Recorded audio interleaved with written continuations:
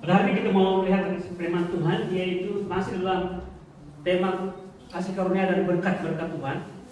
Kita tahu banyak berkat yang Tuhan beri kepada kita, dan Tuhan berikan kepada kita melalui satu cara saja, yaitu kasih karunia. Maksud kasih karunia, sesuatu yang kita terima yang tidak layak kita terima. Amin. Sesuatu yang kita dapat, kita perolehi hanya dengan iman dan percaya kepada pekerjaan Yesus yang selesai dan sempurna di kayu salib untuk Allah dan saya. Amin. Karena kita tahu semula, seperti yang telah kita belajar, bahwa berkat-berkat itu kita perolehi bukan berdasarkan kekuatan kita, kebolehan kita, tapi oleh karena kemurahan Tuhan. Amin. Haleluya. Jikalau di perjanjian lama mereka diberkati oleh karena kemurahan Tuhan. Amin. Kepada bangsa Israel khususnya. Walaupun kadang-kadang mereka tidak baik, kadang-kadang mereka komplain, kadang-kadang mereka melakukan pelanggaran sebagainya. Tetapi mereka tetap diberkati. Karena setiap kali dalam kehidupan mereka, dalam pengalaman mereka, khususnya di padang gurun, ada korban domba yang menggantikan tempat mereka. Amin. Setiap tahun ada korban penghapus dosa. Dan korban inilah melayakkan mereka kan, untuk menerima segala berkat dari Tuhan. Bagi kita di perjanjian baru, bagi kita di zaman kasih karunia ini, kita memperoleh berkat oleh karena satu domba korban yang dipersembahkan bagi kita, bagi pihak kita, sekali untuk selama-lamanya dalam pribadi Kristus.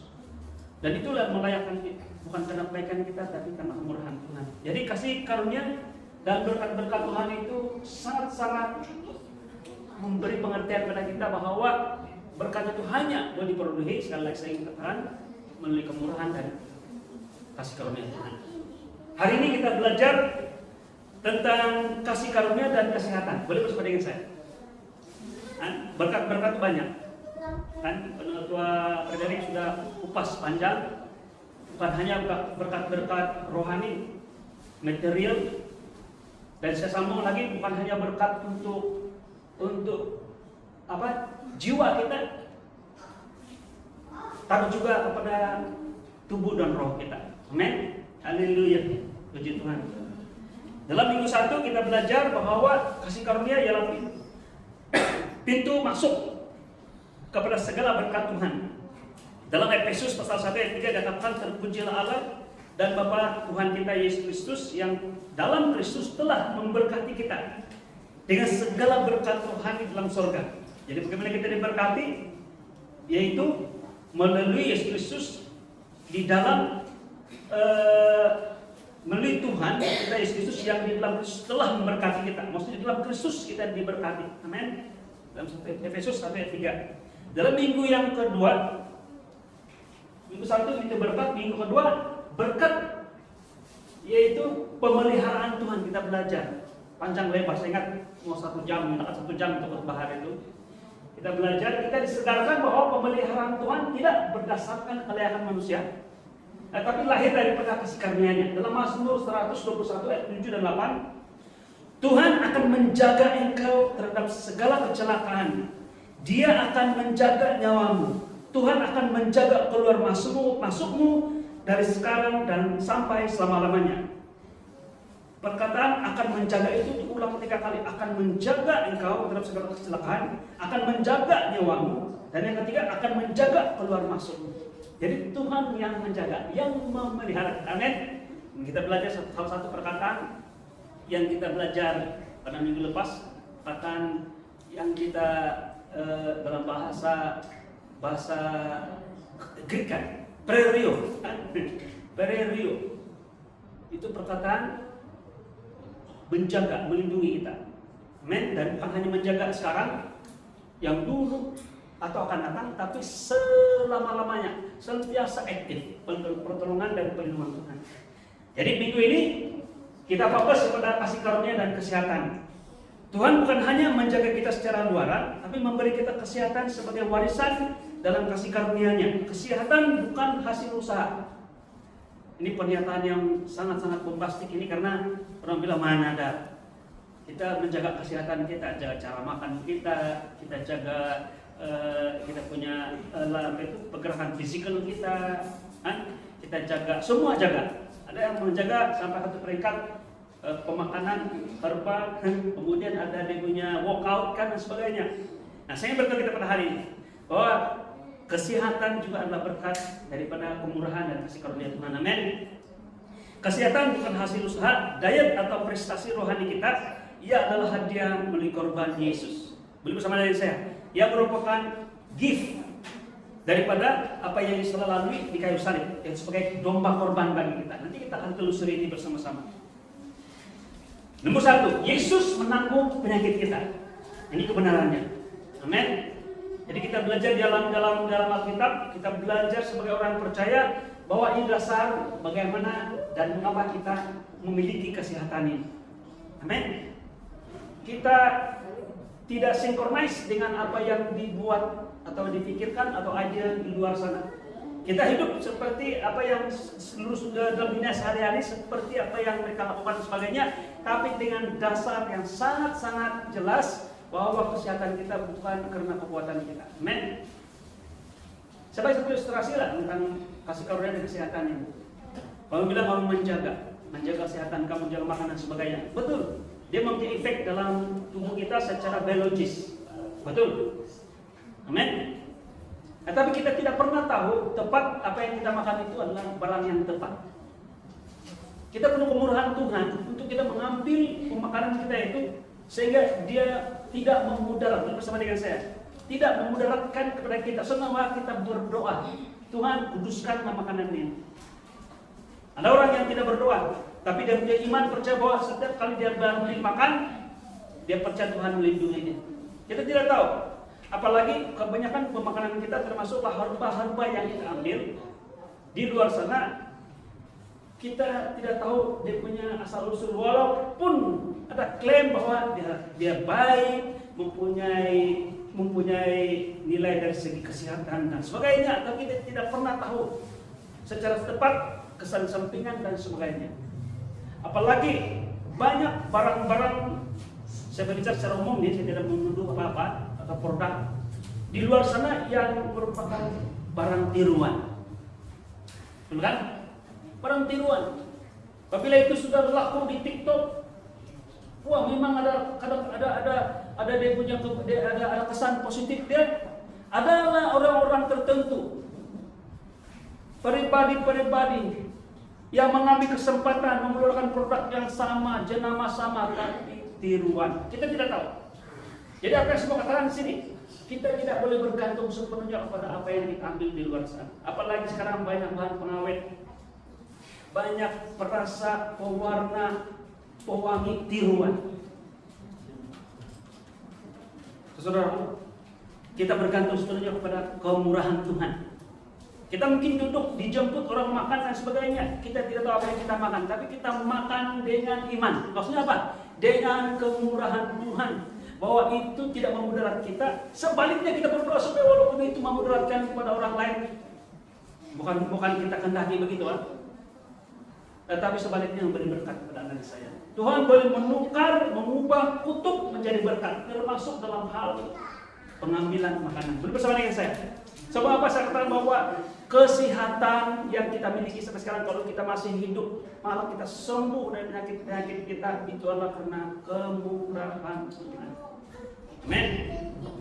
Dalam Yesaya 53, ini dasar betul ini, yaitu ayat 4 dan 5, firman Tuhan mengatakan, sesungguhnya penyakit kitalah yang ditanggungnya dan kesengsaraan kita yang dipikulnya. Padahal kita mengira dia kena tulah, dipukul dan ditindas Allah, tetapi dia tertikam oleh karena pemberontakan kita, dia diremukkan oleh karena kejahatan kita. Ganjaran yang mendatangkan keselamatan bagi kita ditimpahkan kepadanya, dan jelasin oleh bilur-bilurnya atau luka-luka Tuhan, segala pukulan, segala lebam, segala sakit Tuhan, kita menjadi sembuh. Bagaimana kita mengalami kesehatan yang baik? Bagaimana kita menjadi sembuh? Karena ganjaran yang sepatutnya kita dibayar oleh Tuhan, supaya kita beroleh apa yang Tuhan miliki, yang sepatutnya Tuhan miliki. Yang sepatutnya kita mengalami pembalasan, kita mengalami hukuman itu Tuhan ambil. Apa yang menjadi berkat bagi Tuhan itu dipindahkan kepada anak saya. Ini Mazmur 53, bersama dengan saya. Tidak pernah hilang ini, tidak pernah gagal ini firman Tuhan. Bahwa kesehatan adalah berkat kemurahan Tuhan, kasih karunia Tuhan. Malah kalau kita mau simpulkan apa yang kita mau sampaikan di mimbar gereja kita di tempat ini, satu-satunya yaitu memberitahu kepada kita lebih banyak lagi, termasuk dalam konteks ini berkat-berkat. Tema kita, apa yang telah Tuhan Yesus selesaikan atau bayar lunas untuk Anda dan saya. Untuk belajar lebih banyak lagi, apakah benefits atau faedah yang kita peroleh oleh karena apa yang Yesus telah alami sebagai anak domba korban. Atau dengan kata lain, mengenal lebih banyak tentang Yesus. Apa yang Yesus telah dan sudah berikan kepada Anda dan saya. Mengenali diri kita sebagai orang yang percaya. Amin. Jadi kita mempromosikan Yesus. Kita tidak mempromosikan nama gereja, kita tidak mempromosikan doktrin, kita tidak mempromosikan ajaran, amalan dan sebagainya. Malah kita tidak mengajar tentang apa yang harus kamu buat dan sebagainya. Tapi kita beritahu kepada saudara-saudara jemaat Tuhan, sedar, tahu apa yang Tuhan telah lakukan dan kerjakan dan selesai buat Anda dan saya. Dan peranan jemaat yang satu saja, yaitu terima dan percaya. Dan saya dorong dengan kuasa Roh Kudus supaya kita sanggup percaya walaupun tidak ada dasar untuk percaya. Dalam konteks kesehatan, amin. Laporan dokter, rekod kesehatan kita, keadaan fisikal kita nampak betul. Oke. Tidak ada dasar untuk mau tahu, mau mengatakan bahwa saya sehat, tapi kita berani percaya bahwa saya dan mengatakan saya sembuh, saya sehat, saya kuat di dalam nama Yesus. Amin. Haleluya. Firman ini secara literal menyatakan bahwa penyakit fisikal kita secara literal, secara jelas nampak telah ditanggung oleh Yesus. Dalam bahasa Ibrani sembuh yaitu Rafa. Jadi pada hari ini kita belajar di pengertian Ibrani, Rafa. Jadi kalau Jehovah Rafa, Jehovah menyembuhkan, Tuhan yang menyembuhkan. Amin. Menyembuhkan, menyegar dan memulihkan. Saya suka ini, bukannya sembuh tapi menyegar dan memulihkan. Haleluya. Penebusan Kristus merangkum bukan sahaja pengampunan dosa, tetapi juga kesembuhan fisikal, karena kesehatan adalah sebagian daripada berkat Abraham yang diwarisi dalam Kristus. Ada satu pernyataan ini, seorang pengkhotbah dia katakan, tiada arti kalau kamu jadi pewaris janji Abraham, tetapi kamu berlimpang diam-diam tidak buat apa-apa karena sakit. Tuhan mau sembuhkan kita, amin. Nah, saya tidak katakan bahwa Anda tidak boleh buat apa-apa ketika Anda baring. Boleh, banyak yang kita boleh buat sekarang. Tuhan memberikan kita buka jalan untuk melakukan banyak hal walaupun dalam keadaan terbaring. Tapi saya percaya Tuhan mau Anda menerima dengan iman. Amin. Dengan iman, mau menerima dengan iman kesembuhan yang Tuhan memberi kepada Anda dan saya. Saya tidak heran jika ada di antara jemaat Tuhan ataupun orang-orang percaya yang tidak mau menerima. Boleh bersama dengan saya? Apa yang Tuhan sudah sediakan sebagai berkat yang menjadi milik mereka, dan mereka tidak mau terima karena mereka mau bersama-sama merasakan apa yang Yesus rasakan. Boleh bersama dengan saya? Tapi sejak Tuhan, saya beritahu bahwa Tuhan offer kepada kita semua untuk percaya dan menerima, lebih terima. Apa yang saya jelaskan tadi ada dalam Alkitab. Saya tidak tahu kalau ada dalam dunia sekarang ini, dalam masa zaman kita yang masih hidup dan sebagainya atau pernah hidup. Tapi saya tahu dalam Alkitab ada suatu pribadi yang tidak mau menerima berkat ini. Karena bagi dia bilang cukup sudah ini Tuhan bagi saya kemuliaan, Tuhan bagi saya berkat, sudah cukup sudah. Kan? Masih ingat lagi bersama dengan saya, satu hari si Paulus dia berada di Asia Kecil, dia berada di Eropa, kalau tidak siap saya di Antioquia pada waktu itu. Dan dia mau balik ke Yerusalem. Belum sama dengan saya. Dia mau balik ke Yerusalem. Tuhan mau menyelamatkan dia. Tuhan mau selamatkan dia supaya dia jangan pergi di Yerusalem, karena di Yerusalem nanti dia akan mengalami penderitaan atau dia mengalami penganiayaan. Dia akan ditangkap. Jadi Tuhan mengutus seorang nabi yang bernama Nabi Agabus. Beliau sama dengan saya, Agabus. Agabus ini dia punya cara pelayanan dia ini praktikal gitu. Dia tidak bercakap. Dan bukan bercakap saja, dia jalan. Waktu mereka sedang buat persekutuan, Paulus tidak ada di situ. Nabi Agabus datang, terus dia pergi buka tali pinggang si Paulus atau ikat pinggang, mungkin dalam bentuk kain atau tali, tidak tahu. Tapi dia ambil itu ikat pinggang dia, si Paulus pun heran-heran karena ambil dia tali pinggang. Kemudian dia ambil itu tali, dia ikat tangan dia ikat kaki dia, tidak percaya dia ikat sendiri. Terus dia bernubuat, dia katakan demikianlah orang yang mempunyai tali pinggang ini akan diikat seperti ini. Kalau dia pergi Yerusalem, Paulus bilang, apa yang kau buat ini Nabi Agabus? Message jelas. Tuhan mengatakan kalau orang yang punya tali pinggang ini pergi ke Yerusalem, dia akan ditangkap.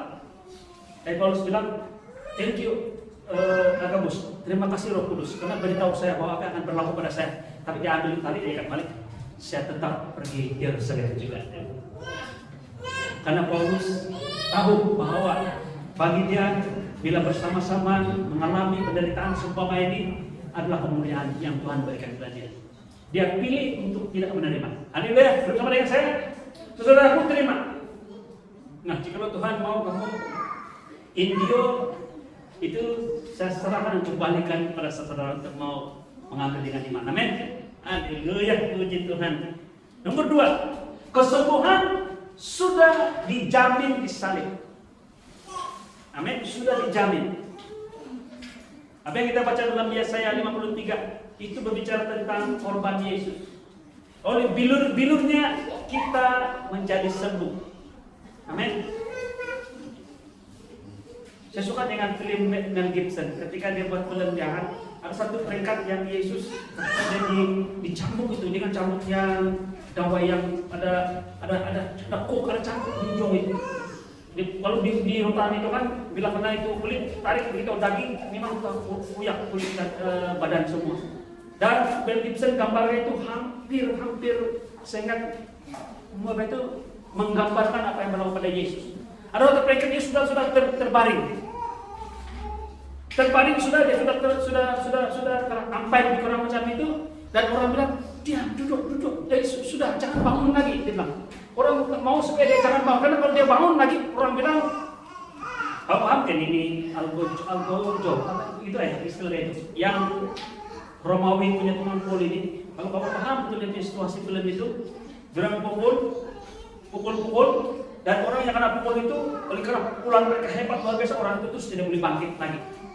Tapi kalau orang itu masih boleh bangkit lagi, kawan-kawannya bilang, macam tukang perempuan sedang pukul ini. Minta maaf saya pernah perempuan yang sebagai analogi sudah macam perempuan yang pukul tidak kuat. Jadi tukang pukul ini abang-anakan. Jadi kalau orang abang-anakan, kami kuat orang pukul lagi. Jadi orang-orang sekali ketika melihat Yesus sudah dipukul luar biasa, sengsara sudah begitu, dia sudah tampai, dia macam mau bangun. Ada orang dikit dia sudah jangan lagi bangun. Sekarang macam penonton waktu itu kan yang bisa dengar film luar biasa. Orang-orang penonton bilang, Yesus jangan lagi bangun. Tapi Yesus tetap bangun, dia bangun. Kenapa? Karena dia mau menerima lagi pukulan. Kenapa?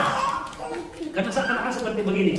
Satu kali pukulan itu adalah kesembuhan untuk si Denny. Satu lagi pukulan kesembuhan untuk si Pino. Contoh.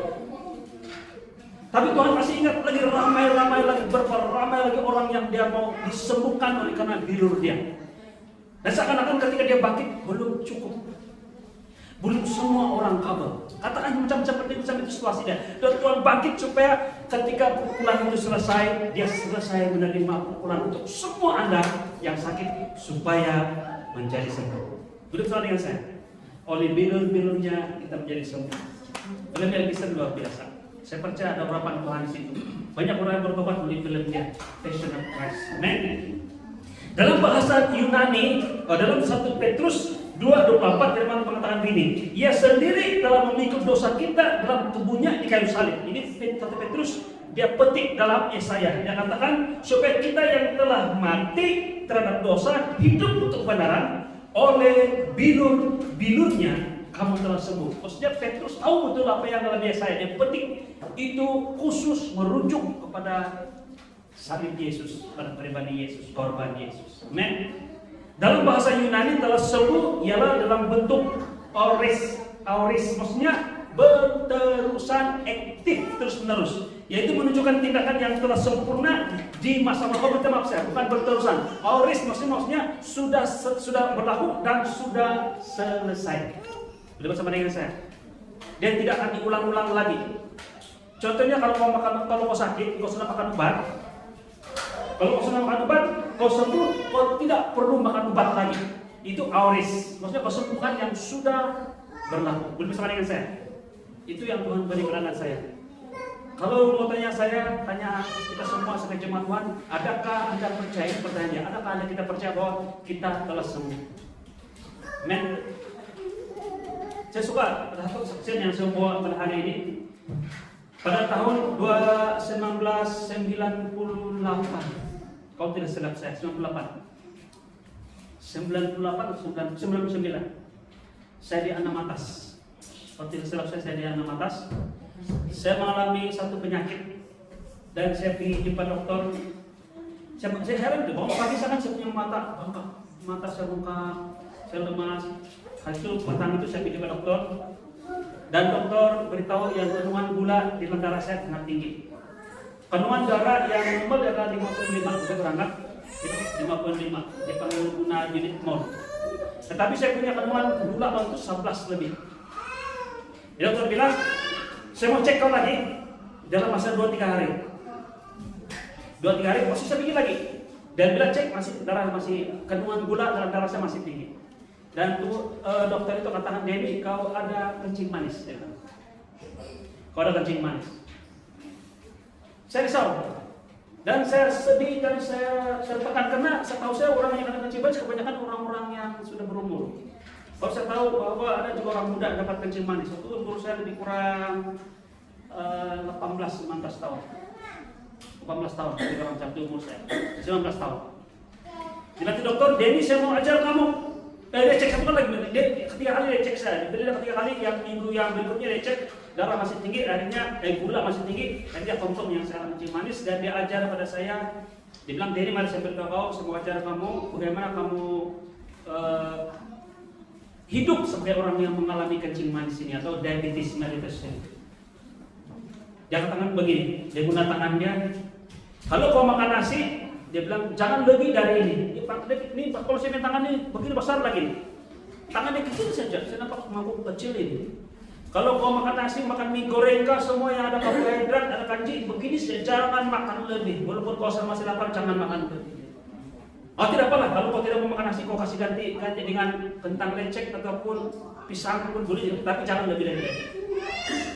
Tapi yang saya masih paling saya ingat dia kata begini, Denny, mulai hari ini jangan lagi minum minuman yang mengandungi gula. Sampai dia dokter sudah tanya, sampai kamu mati. Itu jawabannya, sampai kamu mati. Saya sedih dan saya balik ke asrama. Waktu saya di asrama, saya berdoa, Tuhan, saya mau sembuh. Saya mau sembuh dari penyakit saya. Pada waktu saya sedang baca dengan satu buku yang ditulis oleh Kenneth Hagin. Dia pada buku itu sangat berbicara tentang iman. Dan dalam kesaksian Kenneth Hagin, dia berdoa supaya dia mengalami kesembuhan. Dan saya baca di bagian itu.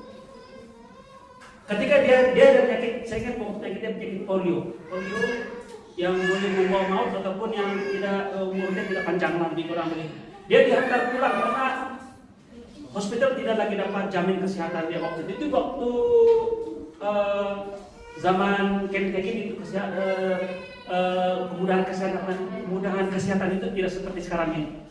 Dia dihantar pulang. Ketika dia di rumah, dia diberi Alkitab oleh diri dia pernah diberi Alkitab dan dia baca Alkitab. Dan Kenneth Hagin baca dalam Markus 11:24. Bersama dengan saya. Dia baca dalam Markus 11:24, firman Tuhan mengatakan begini, apa saja yang kamu minta dan doakan, percayalah hal itu telah terjadi, maka hal itu akan diberikan kepadamu. Dia katakan, percayalah hal itu telah terjadi, maka itu baru akan diberikan kepada kita. Maksudnya percaya kita telah terjadi. Jadi waktu itu Kenneth Hagin dalam keadaan baring, lumpuh, dan dia berdoa begini, Tuhan, kalau menurut firman-Mu dalam Markus 11:24 ini, bahwa jikalau saya percaya saya telah sembuh, maka saya akan sembuh. Oleh karena saya percaya saya telah sembuh, maka saya boleh bangun. Dia bangunlah. Dia bangun. Dalam bangun maksudnya dia bangun dari timpang, bangun dari begini.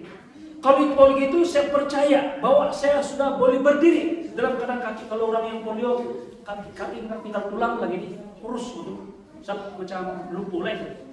Dia kasih jatuh, dia kaki di lantai, lalu dia berdiri dan dia berdiri.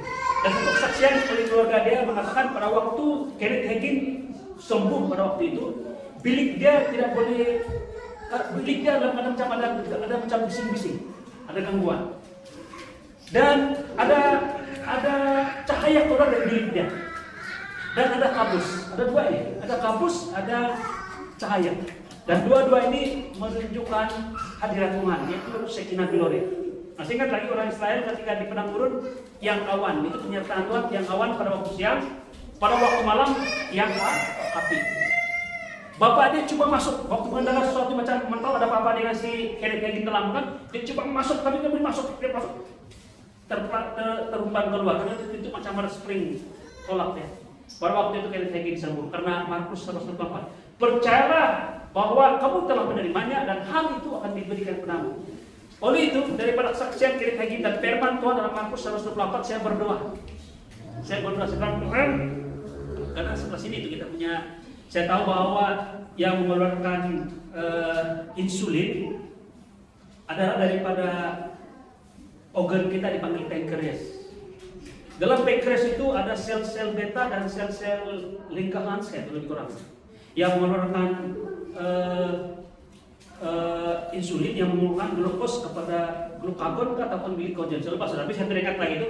Saya berdoa, saya bilang, Tuhan, di dalam nama Yesus saya percaya, saya punya pankreas, sel-sel Langerhans yang selama ini kurang mengeluarkan insulin sehingga gula makin bertambah dalam badan saya, disembuhkan dalam nama Yesus. Saya spesifik betul. Saya punya sel-sel di pankreas saya, yaitu sel Langerhans, sembuh di dalam nama Yesus dan boleh mengeluarkan insulin. Saya mencoba dokter minggu berikutnya, bulan berikutnya tetap keputusan sama. Saya masih lagi kencing manis. Masuk ke 2 bulan, masih lagi setiap kali balik berdosa katakan sudah sembuh, walaupun dokter mengatakan belum sembuh, kandungan gula dalam darah saya masih tinggi, tapi sudah sembuh. Bulan ketiga, ketika saya berdoa dan terus berdoa, dan bulan ketiga bila dokter cek, dokter heran, Denny, kamu kan ini bilang, bukan orang lain yang saya cek selama ini darahku normal. Dia bilang begini, minggu depan kau datang lagi saya cek, betul kalau kau sudah sembuh. Jadi minggu depan saya jumpa dia. Tapi masalahnya, saya beritahu dalam hati saya, kalau dokter itu tanya, saya akan sembuhkan saya, Tuhan Yesus akan sebut nama kamu. Tapi pada waktu yang saya jumpa dia, waktu yang kedua kali saya jumpa dia, bukan dokter yang sama, dokter wanita. Terus diambil saya punya case note ya, dia panggil itu. Case note itu kan. Dia bilang, saya tidak tahu dia bisa mengatakan kau yang betul-betul selama ini kalian cek kencing manis, kau tidak. Tapi saya cek, dokter minggu lepas mengatakan kau sembuh sudah, hari ini pun sudah sembuh. Oke, tanya, dia bilang saja. Dia tidak tanya siapa yang sembuhkan. Saya katakan, syukur, tanya, kau sudah sembuh. Ini saya beritahu bahwa kau bukan lagi kencing manis, lepas kencing manis. Saudaraku, ketika kita mengalami kebenaran firman Tuhan, termasuk pada hari ini pernyataan bahwa kesehatan adalah berkat dan juga anugerah Tuhan, satu saja yang perlu kita melangkah. Seperti saya katakan awal-awal, langkah dengan iman, terima. Walaupun kita tidak ada dasar untuk percaya bahwa kita memilikinya, tapi kita percaya. Karena firman Tuhan mengatakan, barang apa saja kamu minta, dalam Markus 11:24, apa yang kamu minta, dan doa percaya itu hal telah terjadi, hal itu telah terjadi, maka itu akan future tense, akan diberikan kepadamu. Amin. Saudara, luar biasa. Ini pengalaman saya sangat luar biasa. Saya bersaksi begitu luar biasa. Begitu pada saudara kawan-kawan saya katakan Tuhan Yesus yang sembuhkan saya. Amin. Sampai sekarang saya ingin berdoa saudara bahwa Tuhan Yesus menyembuhkan saya. Amin. Ramai orang Kristen menantikan kesembuhan, padahal Tuhan sudah mengaruniakan kesembuhan itu 2000 tahun yang lalu di atas kayu salib. Sedih kan? Kita tidak minta, kita tidak ambil. Kita tidak minta, kita tidak ambil, kita tidak istiharkan.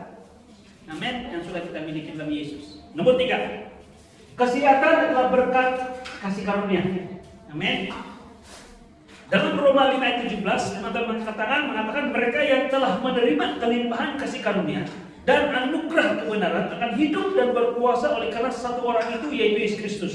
Dalam bahasa Yunani charis, itu kasih karunia, yaitu dipanggil sapis, sapis, dan juga anugerah kebenaran itu ialah doria diakonis.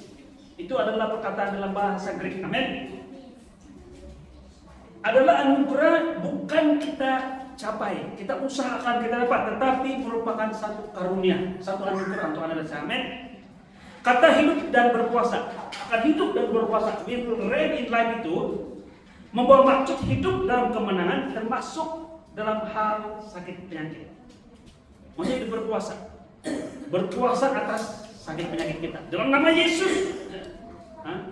Ini ada sedikit lucu. Kurang pergi, haleluya. Panau lari dari badan saya dalam nama Yesus. Amin. Haleluya.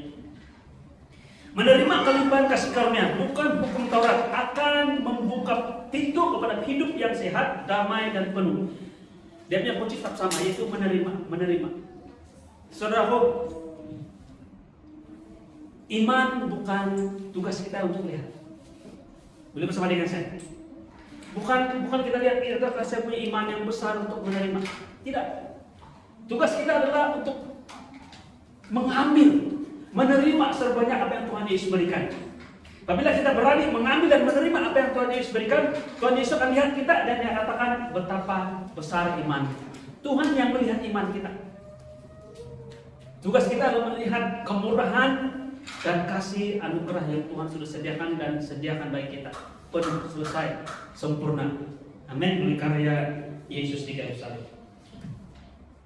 Mari kita lihat nomor 4. Kesembuhan termasuk dalam makna sozo. Kita baca dulu, lepaskan sozo, yaitu pemeliharaan Tuhan, perlindungan atau keselamatan yang Tuhan beri pada kita. Sozo maksudnya merangkumi semua. Perkataan sozo ini yang kita sebut dalam minggu lepas ketika seorang wanita menderita pendarahan, Tuhan Yesus bilang, pergilah dengan selamat.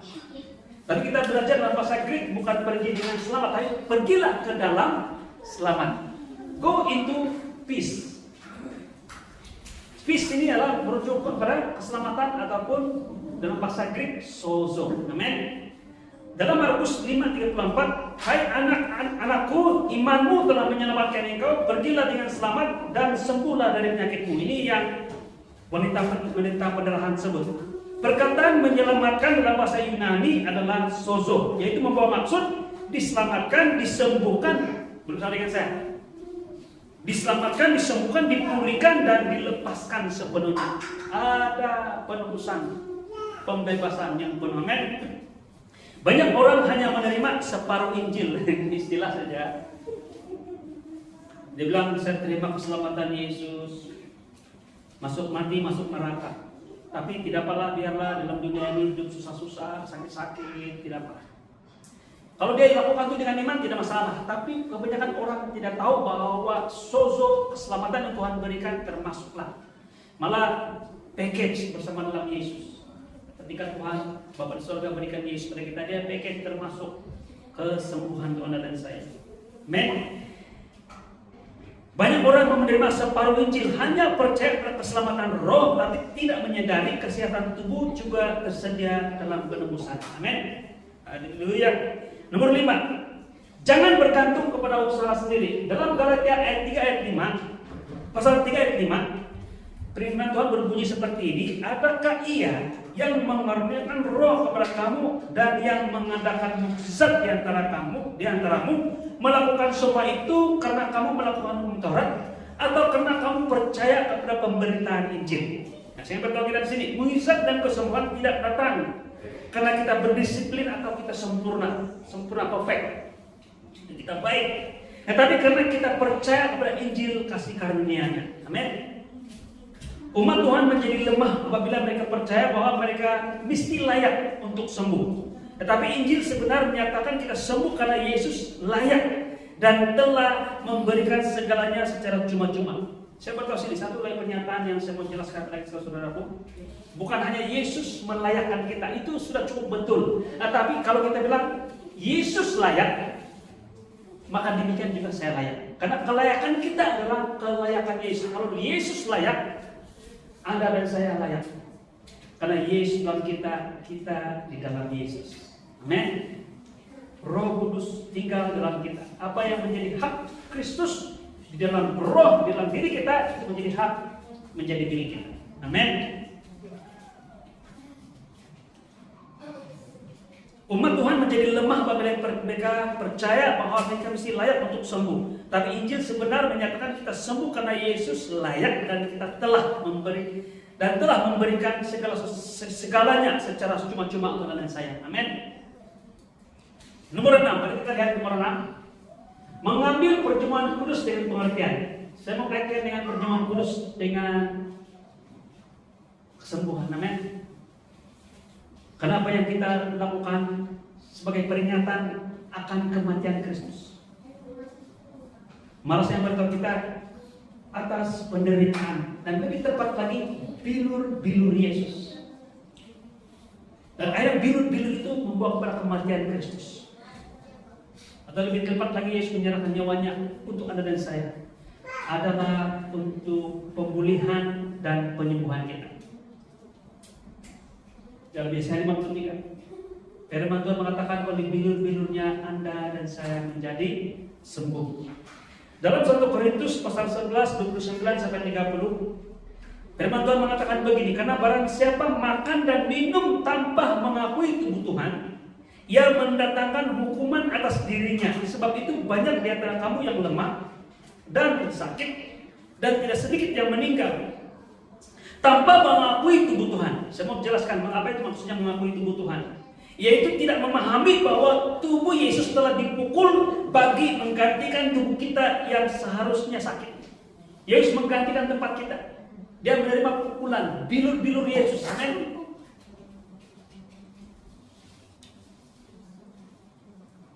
Saya mau berdoa pada saudara-saudaraku. Kita tahu bahwa ada seorang pastor yang mengajar tentang perjamuan kudus yang sangat-sangat, saya katakan sini radikal, yaitu antara lain yaitu Pastor Joseph Prince. Dia mengajar bahwa pengambilan perjamuan kudus ini sangat penting untuk menterbalikkan kutuk yang sepatutnya kita terima. Duduk bersama dengan saya. Ketika kita mengambil perjamuan kudus, tanpa mengakui tubuh Tuhan, kita tidak melihat bahwa perjamuan kudus itu menyatakan kepada kita bahwa kita tidak sama dengan dunia sana, di luar sana.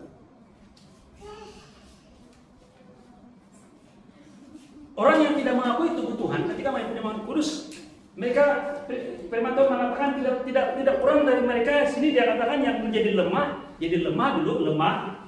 sudah lemah menjadi sakit, sudah sakit menjadi meninggal. Kamu tahu bahwa lemah, sakit, dan meninggal ini bukan rencana Tuhan. Itu adalah kutuk daripada dosa Adam. Yesus datang Adam yang kedua untuk menterbalikkan kutuk ini. Kita menjadi kuat, bersama dengan saya. Oleh karena karya Yesus di kayu salib, oleh karena penderitaan, penganiayaan, malah kematian Yesus, kita menjadi kuat, kita menjadi sehat, dan kita bukan hanya panjang umur, tapi kita mengalami hidup kekal. Bersama dengan saya. Jadi sayang ketika kita main perjamuan kudus, jemaat Tuhan datang bukan dengan sikap yang betul. Banyak orang datang bila baca firman Tuhan ini introspektif melihat adakah saya layak. Maksudnya melihat dosa yang ada pada mereka, adakah itu tidak melayakkan mereka? Adakah dosa yang mereka tidak lakukan atau tidak mereka lakukan? Introspektif. Ini salah. Mengakui tubuh Tuhan maksudnya apabila kita mengalami perjuangan kudus, kita melihat bahwa kita adalah orang benar, bukan sebaliknya, bukan introspektif, tapi melihat pada karya Yesus di kayu salib. bahwa saya sudah benar, saya sudah dibenarkan oleh karena salib Yesus, dan menerima kelimpahan kasih karunia dan menerima anugerah kebenaran. Oleh itu saya orang benar. Jadi kita ambil perjuangan kudus dengan mengakui tubuh Tuhan, maksudnya mengakui kebenaran yang kita miliki oleh karena apa yang Yesus telah lakukan dan lalui sempurna di kayu salib buat Anda dan saya. Anda mengalami bukan seperti orang yang tidak mengakui tubuh Tuhan, yaitu yang lemah, sakit dan meninggal, tapi kita menjadi kuat, kita menjadi sembuh kalau kita sakit, dan kita mengalami dan menerima umur panjang. Amin. Oh, haleluya. Saudara, ini adalah berkat yang Tuhan sediakan dan open dan bagi pada Anda dan saya.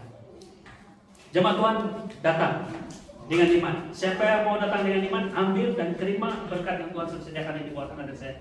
Terima kekuatan Tuhan, terima kesembuhan, terima anugerah bukan hanya hidup kekal, tapi juga umur panjang di dunia ini, supaya kita punya hidup produktif. Amin. Haleluya. Sementara kita hidup di dunia ini produktif, hidup kita adalah bagi Kristus, kematian adalah keuntungan. Amin. Ini yang diurus ataupun yang diadres oleh Paulus ketika melihat jemaat di Korintus yang tidak mengambil perjamuan kudus secara tepat, tidak mengakui tubuh Tuhan, tidak melihat bahwa tubuh Yesus Kristus yang oleh bilur-bilurnya mereka sudah jadi sembuh, tapi sebaliknya, bukan melihat karya Yesus, tapi melihat diri mereka yang penuh dengan ketidaklayakan oleh karena hukum Taurat. Amen. Perjamuan kudus, mengambil perjamuan kudus dengan iman dan pengertian. Roti menggambarkan tubuh Yesus yang dipukul agar kita sehat. Bersama dengan saya. Roti adalah gambaran tubuh Yesus. Dia tidak di roti sembarangan. Dia dari gandum dituai, kemudian dikisap, ditumbuk, dirumatkan, kemudian dijadikan tepung, dihancurkan, kemudian airnya diuli dengan air dan benda-benda dengan air. Kalau dalam konteks roti perjamuan kudus itu tanpa lagi. Kemudian airnya dibakar. Inilah tubuh Yesus yang mengalami segala penderitaan, segala penganiayaan, supaya Anda dan saya boleh makan tubuh Yesus secara rohani dan menerima kesembuhan. Amin. Oleh bilur-bilurnya kita menjadi sembuh. Yang kita simpulkan. Haleluya, puji Tuhan. Apa yang kita boleh simpulkan? Kesehatan adalah bahagian berkat dalam kasih karunia. Beliau bersama dengan saya. Kita belajar berkat-berkat Tuhan. Kita belajar pemeliharaan Tuhan yang pertama, yang kedua kita belajar tentang kesehatan. Amin. Roma 8:2 firman Tuhan mengatakan, ia yang tidak menyayangkan anaknya sendiri, tetapi yang telah menyerahkan bagi kita semua, bagaimana mungkin ia tidak mengaruniakan segala sesuatu kepada kita bersama-sama dengan Dia? Jika Allah sudah menyerahkan Yesus bagi kita, kesehatan bukan mustahil. Bersama dengan saya. Kalau Yesus sudah diberikan pada kita yang the best from heaven, bagaimana mungkin kesehatan itu hal yang sangat luar biasa. Kalau dibanding dengan tubuh Yesus, dengan dia sendiri, itu adalah hal-hal dalam bahasa Indonesia sepele. Tuhan mau memberi pada kita, amin, kesembuhan. Ia adalah milik kita oleh kasih karunia Tuhan. Mari kita ambil sebagai suatu cabaran panggilan iman, boleh? Amin. Haleluya, haleluya. Mari percaya perkataan ini. Saya mau ajak kita bersama-sama, boleh kan? Kalau saya katakan 1, 2, 3, kita mulai baca. Oke? Mari percaya. 1, 2, 3. Aku diberkati dengan kesehatan, bukan karena kekuatanku, tetapi karena bilur Yesus. Aku tidak mengejar kesembuhan. Aku hidup dari kasih karunia yang telah menjamin kesehatanku di salib. Haleluya. Mari kita berdoa. Bapa yang mengasihi kami, yang setia, malah tidak pernah berubah, sentiasa bersama dengan kami, tidak pernah membiarkan kami, tidak pernah meninggalkan kami. Padahal kami belajar lagi berkat kasih karunia-Mu Tuhan buat kami, yaitu berkat kesembuhan. Kami tahu Tuhan bahwa Engkau mau kami memiliki kesehatan, Engkau mau kami memiliki bukan hanya sehat, tapi mengalami umur panjang. Malah sebenarnya rencana-Mu adalah untuk kami hidup dan hidup kekal ya Tuhan. Terima kasih Bapak, karena kasih-Mu yang sempurna buat kami, melalui karya Yesus di kayu salib, yang telah memberikan kami bukan hanya kesembuhan, tapi juga segala berkat yang sudah Engkau siapkan sediakan bagi kami. Pada hari kami belajar tentang kesempurnaan, saya berdoa dalam nama Yesus, kami semua melangkah dengan iman bahwa kesehatan adalah milik kami. Tuhan mau memberikan kami kesehatan. Jaminan kesehatan kami bukan karena usaha kami, tindakan kami, pendisiplinan yang kami lakukan melalui gaya hidup atau pemakanan kami. Tapi kami percaya Tuhan, berkat gaya hidup itu adalah hasil daripada kemurahan-Mu juga. Kami percaya Tuhan, termasuklah Engkau yang memimpin kami untuk memilih makanan dan sebagainya. Tapi sebelum itu kami percaya bahwa kesehatan sebenarnya adalah kemurahan daripada-Mu. Karena dalam banyak hal, bukan karena ketidakmampuan kami untuk mengatur pemakanan kami contohnya, tapi kami tidak di luar sana banyak sumber-sumber makanan yang kami ambil dan menjadi rutin bagi kami, yang kami tidak tahu sejauh mana kebaikan dan juga kesempurnaan mereka. Tapi kami percaya di dalam nama Yesus, ketika kalian berdoa dalam nama Yesus, ketika kalian makan dan menjauh makanan kami ataupun pekerjaan kami, itu dikuduskan oleh kuasa dan kasih. Oleh itu kami simpulkan Tuhan, kami percaya kesehatan adalah anugerah daripada-Mu. Terima kasih Tuhan. Dan semua ini kami bersyukur walaupun anak selesai menyampaikan firman Tuhan pada hari ini. Dan saya percaya Roh Kudus akan terus bicara hati kami masing-masing, lalu memahami dan menanggapi kebenaran firman Tuhan ini. Dan mulai hari kami mau melangkah dengan iman dan percaya dan istiharkan, walaupun mungkin di kalangan kami saat ini dalam nama Yesus, walaupun sedang sakit, tapi kami istiharkan dalam nama Yesus kami sudah sembuh. Jika di bagian kepala kami katakan sudah sembuh, di bagian dada sudah sembuh, di bagian pinggang sudah sembuh, atau organ-organ dalam tubuh kami yang kami tahu, mungkin buah pinggang, mungkin jantung, mungkin paru-paru, atau darah dan sebagainya, kami katakan dalam nama Yesus sudah sembuh. Dan jika itu adalah penyakit-penyakit yang ditakuti oleh manusia dan merupakan mungkin penyakit yang boleh membawa kematian, tapi pada hari ini kami berani melangkah di dalam nama Yesus seperti dalam Markus 11:24. Apa yang kami minta, apa saja yang kami minta dan doakan. Ketika kami percaya bahwa itu hal, kami percaya telah terjadi dan hal itu pasti akan diberikan kepada kami. Terima kasih Tuhan. Haleluya. Saya berdoa dalam nama Yesus secara umum pada hari ini. Saya berdoa semua jemaat Tuhan, kamu katakan dalam iman, katakanlah hatimu, mana bahagia yang sakit saat ini. Kita mau praktik terus firman Tuhan hari ini.